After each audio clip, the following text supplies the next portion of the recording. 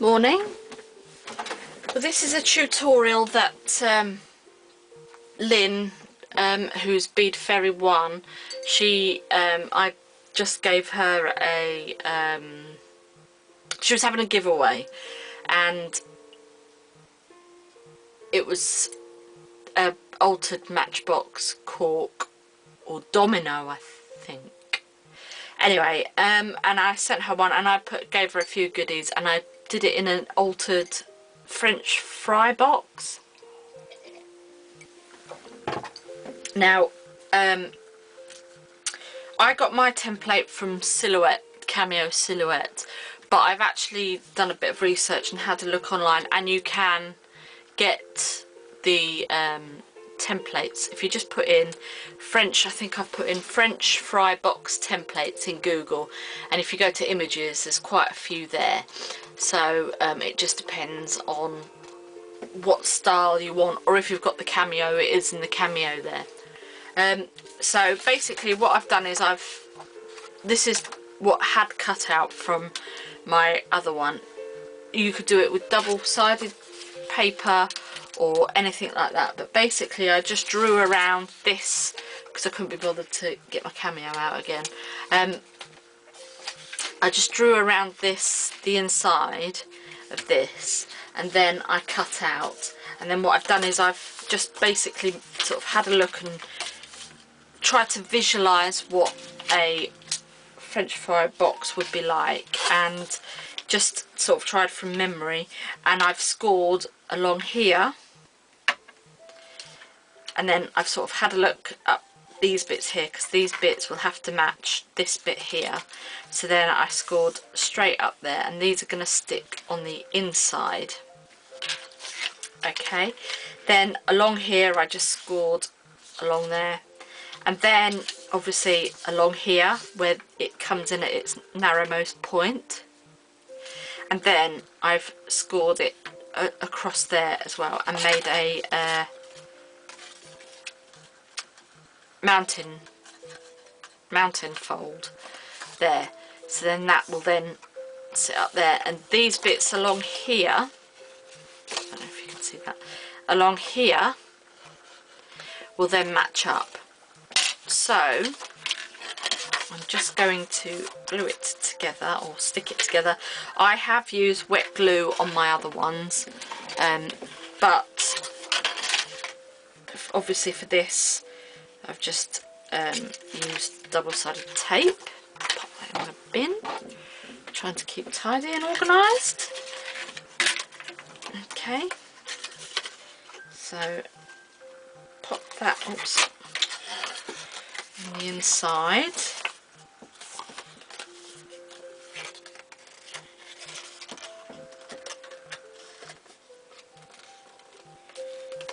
Oh Lord, I don't know what's the matter with me today. Come on, girl, get a grip. So there's one side. It's as simple as that. And I mean, you could, before you stick it in things, you can cover it with your papers, or you could even cut it out on double-sided papers, because then you'd have all your inside all decorated as well. But yeah, so basically that's it. If you wanted to put in a few folds in there, you could do, just to in fact I think the other one did have, so it just sort of sits as is. But that is just your basic French fry box, and like I said, there's a load of templates and things on Google, and I'm sure if you go onto other people's blogs and things, they will have them on there. Just to show you a few other things, I have made my own cold porcelain paste, again just using various recipes off the internet, and these are some of the things. I'm still waiting on other bits just to dry. These are just some of the things I had to play about with yesterday. I will show you the paste, hopefully it's not gone hard. It's in an airtight container, and there it is, all in there, all nice and ready to use. I mean, that is just literally, I think it's a cup of corn flour, a cup of glue. I just use PVA wood glue from Morrison's. 2 tablespoons of oil, vegetable oil, or you could use baby oil if you wanted it to smell nice. Not that it stinks or anything, but it just smells like PVA glue. And 2 tablespoons of lemon juice, or like a white vinegar. And then you just mix it all together until it forms the paste. Pop it into a bag. The first batch I actually put in the microwave, because some of them tell you to put it in the microwave. That didn't work, so I just left it, and then this is what's happened. And I tell you what, it is solid as you like. And I mean, this is what I've just did, just little things that I've cut out, and it's fabulous. So I'm going to be rolling it out and making some. I mean, it takes the detail of your moulds and things superbly. And I just made a rose there, just on, you know, so just to have a play to see what it was like. But it's really, really good. So that's my porcelain, cold porcelain. And also I have been making these wrist warmers, and these are just from some old socks.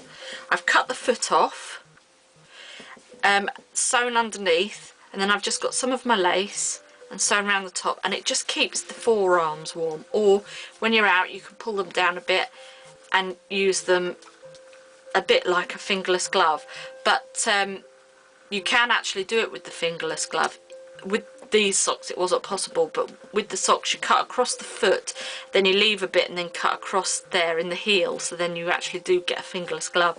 But I'm just having to play around with things like this at the moment, because I've got lots of things to use up, and I'm just into recycling and upcycling and all sorts of things. And then I've also made this out of an old tin can, painted it blue.